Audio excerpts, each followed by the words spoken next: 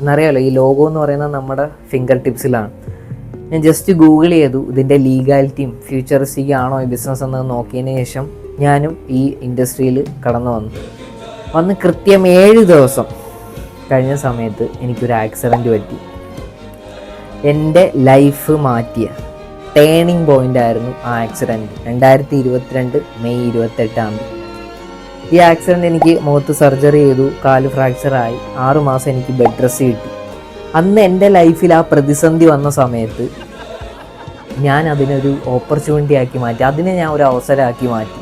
പുറത്തുനിന്ന് കാണുന്നവർക്ക് അയ്യോ ബുദ്ധിമുട്ടായിരിക്കും, 6 മാസമൊക്കെ വെറുതെയൊക്കെ കിടക്കണ്ടേ.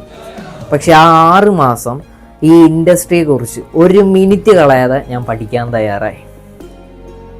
അത്രത്തോളം സാധ്യത ഉള്ള ഒരു മേഖലയാണ് ഡയർ സെല്ലിംഗ് ഇൻഡസ്ട്രി. നിങ്ങൾക്കറിയണോ ആ ഇൻഡസ്ട്രിയുടെ പവർ എന്താണെന്നുള്ളത്, പൊട്ടൻഷ്യൽ എന്താണെന്ന്?